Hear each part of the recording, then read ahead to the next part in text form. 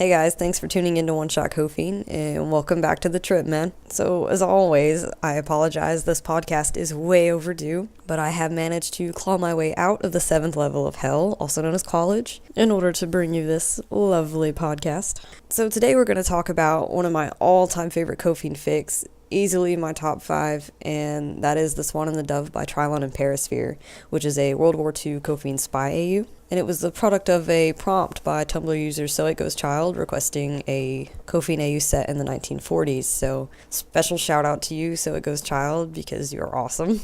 So as for my personal drabble on this fic, I don't have any significant stories, I guess, as far as this fic goes, other than the fact that it is easily my most talked about fic, and funny only to me. I know for a fact that I have made my grandmother, who knows nothing about Orphan Black, knows nothing about Cophine, sit through a telling of this story at least 3 times. And this is with me trying to tell her the story without telling her that it is about 2 women falling in love with each other. So that's always fun. But other than that, I've told everyone about this fic. Made my mom listen to it, told my brother about it. They don't give 2 shits about Orphan Black either. No, that's a lie. My mom's a huge Orphan Black addict now, and that's my fault. But she didn't care at the time. And I know I've blurbed relentlessly about this story on Facebook. I don't know how many times. But the point is, it is a damn good story, and I love it. I know a couple weeks ago, when I posted a picture of one of the doodles that you'll see at the end of this podcast, Trylon reblogged it and said something to the effect of, does this mean Cophine has a fan, or does this mean I have a fan? And I would just like to take a moment to clarify that you, my friend, have a fan. But yeah, so Trylon is phenomenal, guys. So definitely hit up her work. I ramble about this story all the time, but it's all so good. Especially if you like smut. There's a pattern here. Can you tell that I like smut? Because I'm a little fucked up. But I digress. Anyway, moving on, guys. So we're going to talk about Trylon for a little bit and then move into the story summary. So TrylonandPerisphere is another O.B. Frankenfics writer. Currently they have 25 works on AO3, all of which are complete except for Silent Retreat 2, which is her current work in progress, and the Room and Board, and the Toy Box, I believe. And then, of course, the O.B. Frankenfics collaborative works. Trylon writes solely O.B., mostly all Cophine, but they did recently post I'm gonna say this wrong, Winona art fic as a gift for Heartbreaker and J-Bear, I do believe. So if you're on that ship and craving more, I would definitely give that a read. So Trylon has a very healthy mix of one-shots and chaptered fics. And again, most everything is complete, so if you're like me and you're skeptical about reading unfinished work, you've definitely got a lot to choose from here. Trylon also has a penchant for writing historical fics, and she has set the bar so high for those. I don't know if you'll ever find anyone who writes historical fic the way that Trylon does. There's always such an attention to detail, and the characterization just always shines through. So if you love historical fic, you've come to the right place. And then, of course, if you like smut, Trylon is a smut writer extraordinaire. So there's always that too. As I said before, The Swan and the Dove is a World War II spy AU fic. So when the story begins, it is early summer of 1944. The Germans are currently occupying France. The attacks on Normandy have yet to happen, so D-Day hasn't happened yet. And in the beginning, Cosima and Delphine are leagues and leagues away from each other. I believe Cosima is, all the way in Bletchley, and Delphine is, of course, in Paris. So you can assume that they're going to end up together by the end of this story. But even going into this, I was just like, how? How is Cosima and or Delphine going to get all the way around the world? And how are they going to meet? This is, from the get-go, this is already intriguing. Where's this gonna go? But anyway, so when the Germans invaded France, Delphine's parents were taken, presumably, shipped to a concentration camp and killed. And rather than fleeing the country, she made her way back to Paris, and using her wit and her intelligence and her family's money, because they were pretty well off, she worked her way into the upper Nazi circle and became the girlfriend of von Leakey, and used this position to gain inside intelligence, which she fed to the Allies once she made contact with the British. And she did this using a two-way wireless headset that her father owned, because he was quite a radio enthusiast. And so during her time as kind of an inside agent, Delphine does make other contacts, most notably a woman named Agent Sabine, who we later find out was a double agent working for the Nazis. It is through the use of her wireless headset that she meets Cosima. In the very beginning of the story, we see Delphine trying to tune in to Station 17, which is the station she normally uses to contact the Allies, and she speaks to a man named Deercatcher. But this time when she dials in, Deercatcher isn't there. It's this spunky, brash American woman who fumbles with the codes, doesn't seem to know what the hell she's doing, which, of course, this alarms Delphine. She thinks she's been compromised. But something about the youthfulness in Cosima's tone, as the story says, causes Delphine to give pause and give Cosima a second chance. Once Cosima comes through with her passwords, they transmit to each other, Delphine relaying information and Cosima relaying orders. Delphine does inquire as to what happened to Deercatcher and is informed that he will no longer be back on the air. So we kind of assume that he's probably dead. But regretfully, Cosima won't say any more. She tells Delphine to stay strong and to keep her eyes on the chimneys, and then they sign off. The story switches over and we see Special Agent Cosima, who is working on some sort of device, and she's talking to Specialist Scott Smith about it and about Delphine. And it's through Cosima's narrative that we learn that Delphine has no military background, that she's doing all of this on her own, and that's part of the reason why Cosima is so drawn to her case, because Delphine has no one. Yes, she has a few contacts, but ultimately she is alone, and without any sort of specialty training in, combat or evacuation or anything of that nature, and Cosima really wants to help her. And so, again, she's building a device, which we come to find out is a special type of transmitter that attaches to the inside of Delphine's wireless, and it scrambles the signal that they speak on, making it harder for anyone to tune in, basically, and listen into their conversations. This is important because, normally the transmissions had to be quick and coded because there was always the risk of someone, specifically the Nazis, finding the station and catching them. But with this device, their conversations are more secure, so this is what leads to their lengthy talks into the night and the start of their friendship. So thanks to Cosima's device, they are able to talk, they are able to build this friendship and this bond, and they talk about everything. What their lives were like before the war, hopes for after the war, things that inspire them, their different plans to take down the Germans. It's a really intimate type of storytelling because there isn't really anything going on in the ways of action. In our heads we can picture the different things they talk about, like their childhoods and such. But ultimately they're sitting in their respective rooms talking into their headsets. And this is something that Trylon does very well that I love. The way that she can take such a simple moment with little to no action and still just tell so much, I guess, is what I'm trying to say. Like, she takes these moments of stillness and makes them so profound, if that makes sense.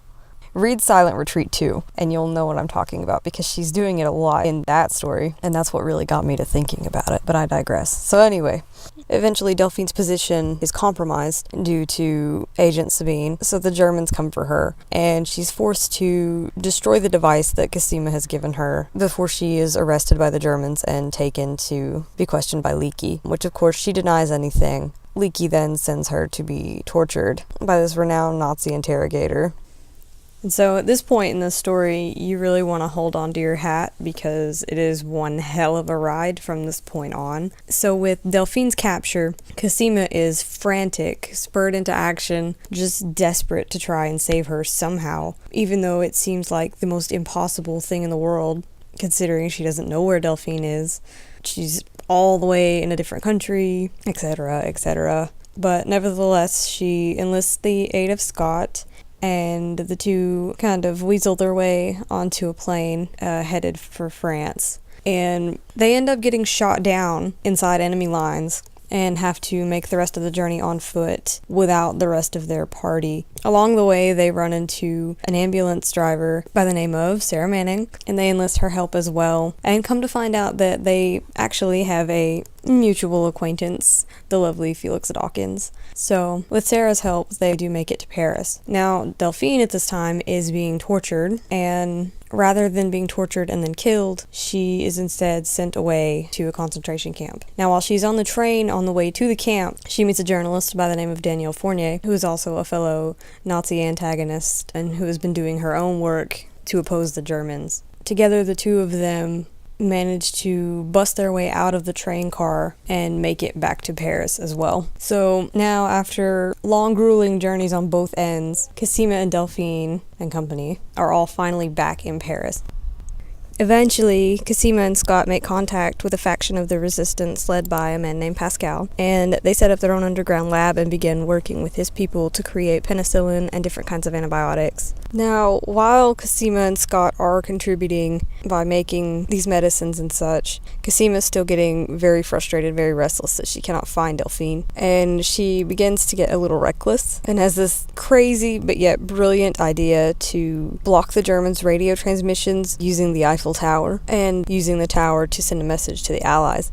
They were almost caught, and in everyone's frantic scramble to get away, she was separated from the group. She gets lost within the city, she doesn't know where she is, and eventually she winds up in a cafe. She overhears a man speaking, and he's got a very odd accent, and she quickly realizes that it's Spanish, and goes to introduce herself. I'm not even going to try to say this guy's name, but he is a friend of a Spanish man by the name of Gaisca, I guess is how you say that, who was a man that she and Scott tended to during their journey back to Paris after the incident with their plane being shot down. And then after this meeting, we find out a few chapters later that Cosima has allied with the Spanish and uses her expertise with wireless transmissions and things of that nature to help create secure connections with the Spanish military and the Allies, and that ultimately leads to the liberation of Paris towards the end of the story. And while all of this is going on, we catch up with Delphine. Delphine is working with Danielle and her side of the resistance. She's helping them with wireless communications and using her medicine knowledge to treat those that are ill. It is the latter that leads her to stumbling across Pascal's men, because she's out treating a sick child and there's a sweep and she has to go hiding underground. She winds up in a different part of the catacombs that she's not been to before, where she stumbles across two of Pascal's men, Claude and Bernard. And it is through them that she learns that there are two American scientists in Paris working to create these antibiotics and such. And though Claude is unable to really tell Delphine their names, I mean, he knows Scott's last name, and he does not know where their lab is located, but he agrees to pass on the message to Scott that Delphine would like to meet. Despite this, however, they actually don't meet until a little later by chance, when Scott comes busting in on a meeting between Pascal and Danielle and their factions and such.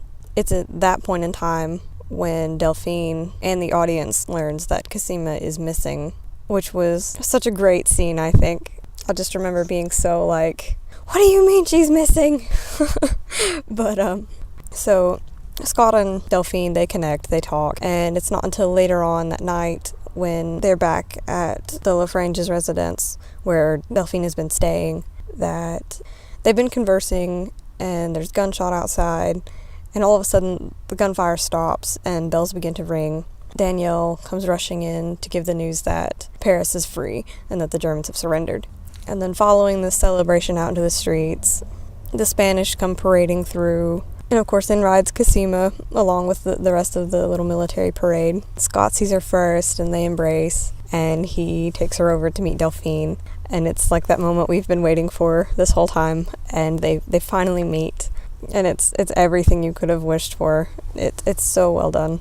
But there are a lot of chapters left after this, and which pleases me because I guess Trylon technically could have ended it there if they wanted to. But from then on, Cosima and Delphine later that night, they're back at the house. They're laying in bed and they're talking, and you think like this is it. This is the moment when they're gonna do and profess their love for each other. And all of a sudden there's an explosion and the fucking roof basically gets blown off the place. Scott is presumed to be dead because his room was in the attic. They're getting out of the house. Danielle's injured. Scott turns out to be alive. So Cosima and Delphine, go to do their part to help. Cosima's putting out fires. And Delphine's gone to the hospital with Danielle. And it's just chaos all over again. And they're separated again. But they do meet back up later at the hospital. And we have this near-death experience with Cosima because she's broken her ribs during the explosion and doesn't realize it. And her lungs are bleeding and she collapses, and Delphine has to like go into doctor mode and save her life. And that's when we kind of move into the end of everything. Cosima is recovering, so she stays with Delphine in Delphine's old apartment. We find out that she's purchased Delphine a new wireless so that they can keep in touch. And then shortly after that, Cosima kisses Delphine, but they're interrupted by the phone ringing, so you don't know if Delphine pushed Cosima away to answer the phone or if it was because, a woman just kissed her. And it turns out that Scott is there to see them, bringing news that the military has plans for he and Cosima to be shipped to New Guinea to work on codes and things of that nature. And Cosima immediately wants to go and try to talk them out of it, but Delphine is strangely insistent that Cosima stay, because she needs to rest and to heal. And so she sends Scott away, and as he leaves, she pours herself a drink, asks Cosima to put on some music, and the two dance. And then while they're dancing, Delphine confesses to Cosima that she does have feelings for her, which leads the two to kiss, and then, of course, to make love, and it is everything that we've wanted it to be. Then the next morning, we find out that Cosima has pulled some strings. Now she and Scott will be sent back to England, and Delphine offers to go with Cosima. And of course, Cosima says yes. And that's pretty much the end of things. And then we roll into the epilogue, and it's like, this whole fucking book is like a movie. You know how they have movies where at the end it kind of fades to black and you have like those little tidbits of information that pop up that just kind of summarize the events that happened after? Well, the epilogue is pretty much like that. And Trylon kind of breaks it down. There's so much in it that I can't really go into each thing for the sake of time, but basically it details the rest of their lives together. Eventually the two of them move to the United States. They go back to school. Scott comes with them. He and Daniel were a thing for a little while, but it didn't work out, so then they were just friends. It talks about what happened with Sarah after, and Felix, and Delphine's cousin Laurent, and it just kind of everyone takes a bow, and it's I don't want to say fulfilling, it's like beyond fulfilling. Just perfection. And that is the end of The Swan and the Dove. Now, I know as a summary that was kind of shoddy as fuck for someone who summarized the story to people all the time, but in my defense, I normally take like 2 days to do this, not 15 minutes. So go read this story, because I guarantee that's much better than what you just listened to. If you've already read the story, go read it again, because it's worth it. On that note, what can I say about Trylon's writing that I've not already said 100,000 times? Probably nothing. I think I've probably said it all at some point. But anyway, characterization, always. I always talk about like how authentic the characters are, in comparison to canon, how well the essence rings true. But when you're writing an AU, that's kind of the point. You're not writing just Cosima as we know her in canon. You are creating your own characters. And so I love Trylon's interpretation of these characters.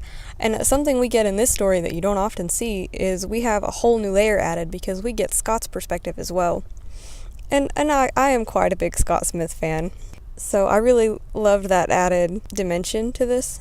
It really helps to perpetuate the mystery of things like when Cosima's missing, or when they've jumped out of a plane and we don't know if Cosima's dead or not. He gets to be a bit of a hero in this, which I really like as well. But yeah, I always love the characters that she builds. Because yes, you're writing Cosima, yes, you're writing Delphine, but they are still unique, original characters, I guess is what I'm trying to say. It's never a cookie-cutter thing, at least not where Trylon is concerned. And I think that is something that is probably very underappreciated in fanfiction in general. And I kind of said it when I was rambling over the epilogue, but everything about the story is a movie. I mean, this is cinema on paper, flawless. I don't think I would change a damn thing about the story. If I were asked to critique it, I literally don't think I would change a single line. Because not once did anything like rub me the wrong way, or like, oh, that doesn't sound right, or I don't think the characters would say that in that situation. Which, as much as I praise fanfiction, I actually do read critically quite a bit, actually. And this fic is just a fucking masterpiece, guys. Like, The tone is so well done. The fucking build-up of this story. Nothing about this story is cliche. Like, from the beginning, you're like, how the hell are they going to get across the world? And the method is so Cosima. Them getting shot down is so realistic. You know, the cattle car escape was authentic. Their journeys back, the journey to victory, everything was just so well paced. Nothing was rushed. Nothing about this felt rushed. Speaking of proper build-up, I love that the bond between Cosima and Delphine was built so strongly with them only hearing each other's voices. And, you know, hell, Delphine didn't even know what Cosima looked like as far as, you know, seeing a photograph or anything. And then you still have to bridge that gap once they are united. It's not like they see each other and immediately start tearing each other's clothes off. They're just trying to grasp that the other person is real and that they're alive. It was like character development at its finest.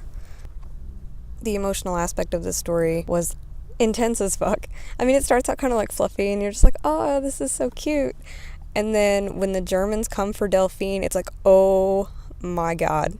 I remember being like full-blown panic mode along with Delphine when the Germans were coming for her, because you're like, she's gonna get out of there, right? She's gotta get out of there. They're not gonna catch her.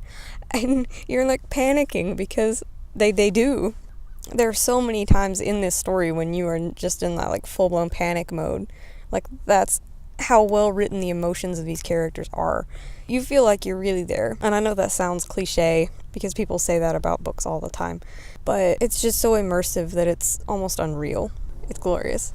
Anyway, taking a break from my fangirling, Trylon made the comment to me earlier today that the scales will fall off my eyes one day. And I'm just gonna say, you can't fake great writing. You can plagiarize it, but you can't fake it.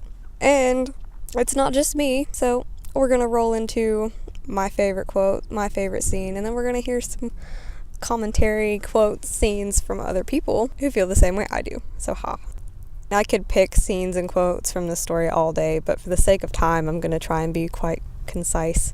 So my favorite scenes are when Delphine knows that she's being taken by the Germans, because again, like, full-blown anxiety attack right there. Of course, when they meet, because how could you not just fall head over heels for that?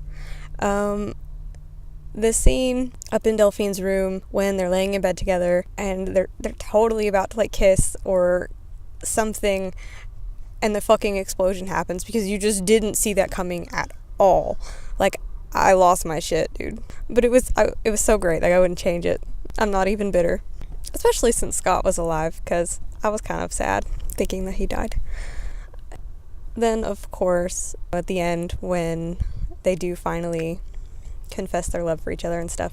But it's the scene with the dancing that just rips me to pieces. That one probably is my top scene from this, because the song was 100% perfect, and the description of the music and the way that Delphine professes her feelings is just so... It doesn't feel awkward, and I know I say authentic a lot, but it does feel very genuine, you know, because that's always a tricky thing. Well, how is Delphine going to handle this?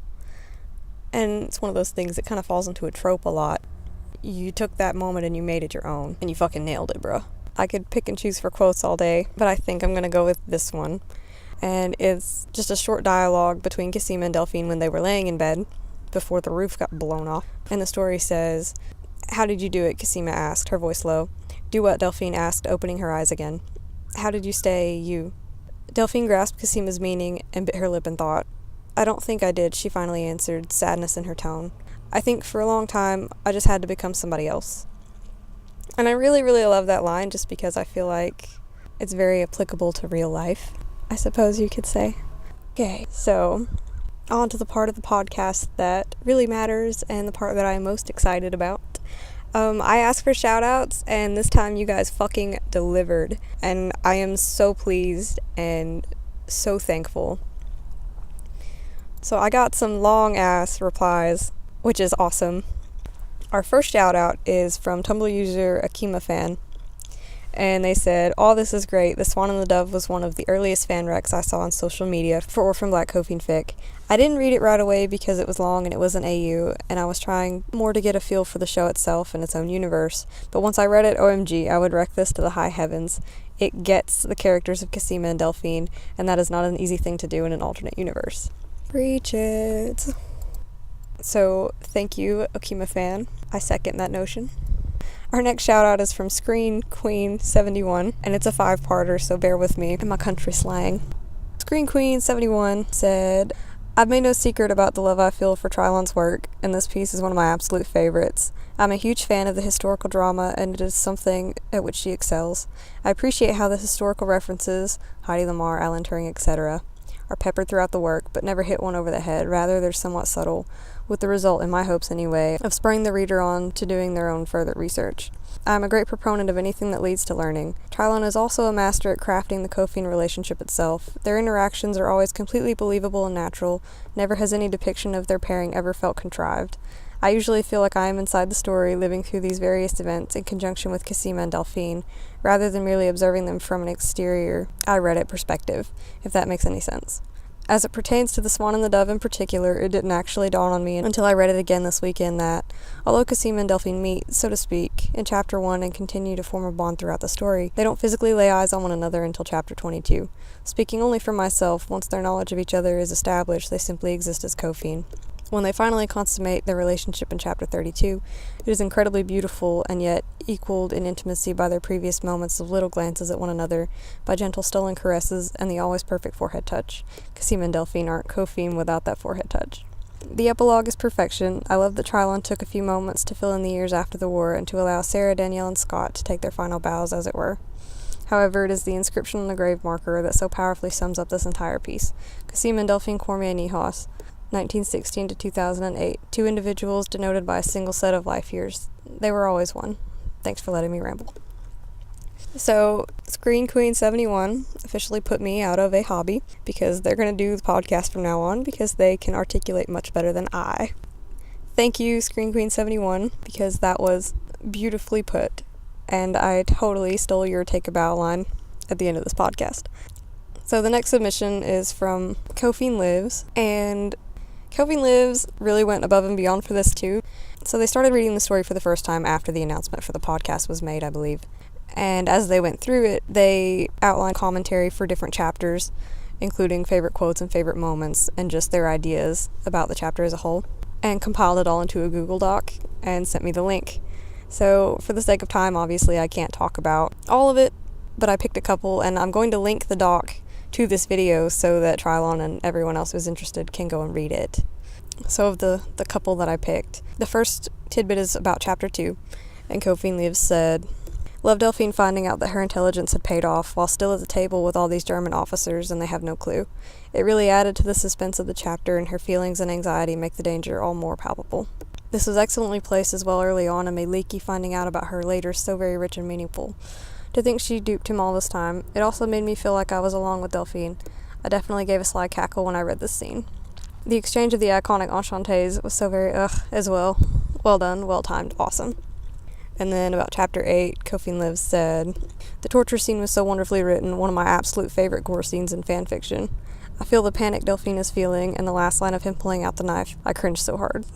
And a favorite quote from this chapter says, He had insisted that she would survive much longer than she might think, but considering the blood loss she had endured when he had roughly flayed one long thin strip of flesh from the front of her shin, blood that had now formed an impressive puddle around her foot, she had hoped he might be wrong. And that the torture scene, I do agree, was a fantastic scene. But yes, thank you, Cophine Lives. Do go read the Google Doc because they have a lot more interesting commentary as well. And then our last little text submission was from Trylon. It was actually the first one that I received. And Trylon said, Ooh, I'm all a Twitter. My favorite moments were when our girls finally expressed their feelings for each other and when I actually finished writing the dang story. Ha. So now we know, wise words from the author, what their favorite moment was. Now, in addition to these lovely text entries, I did receive some fan art, which I am very pleased about. It was a very nice surprise, kind of at the last minute. But it was from Tumblr user, I'm gonna say this wrong, dude, Satowsi13. And they sent it to me with a little caption saying that it was some Swan and the Dove book cover art. And I think it is fantastic. And then, because I never really expect to get any fan art, I made my own, and I cheated and went the digital route also because I can't draw. And it's just a little edit of Cosima and Delphine. One half of the image I am much more pleased with than the other half. Take a guess at which one it is. And then the last little doodle, it actually wasn't intended to be fan art.